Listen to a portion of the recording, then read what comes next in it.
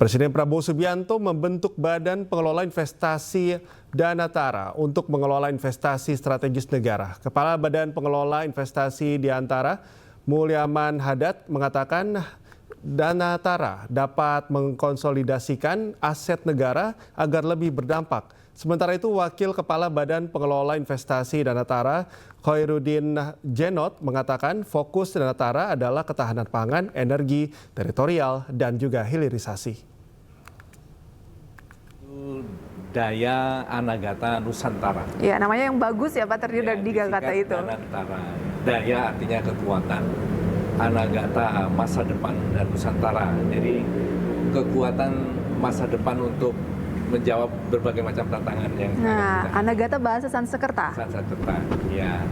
Jadi Pak Presiden punya visi yang saya kira baik sekali, terutama terkait bagaimana kita sebagai satu bangsa bisa menjawab berbagai macam tantangan yang akan kita hadapi ke depannya nanti.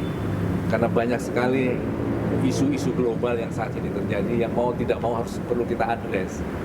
Ya, geopolitik, ya, pertumbuhan yang tidak terlalu tinggi, kemudian berbagai macam konflik dan lain sebagainya, termasuk krisis pangan, krisis energi dan lain sebagainya yang tentu saja kita harus antisipasi ke depan. Oleh karena itu diharapkan Danantara bisa mengkonsolidate aset-aset negara yang selama ini ada untuk bisa menjadi lebih berdampak pada perekonomian. Pendekatannya nanti sumber investasi non APBN, ya, benar demikian? Boleh dijelaskan Pak?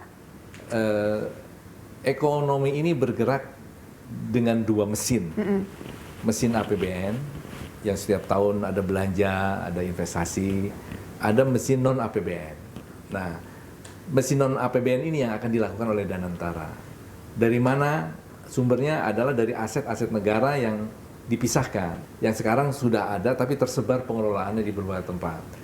Ada BUMN dikelola oleh Kementerian BUMN, ada INA dikelola oleh INA sendiri, dan ada pembiayaan pembangunan jangka panjang juga dikelola sendiri.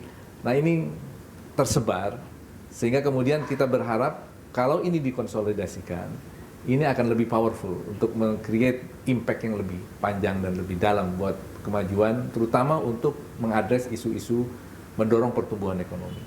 Karena kita tahu kalau kita hanya tumbuh 5% saja kan kurang.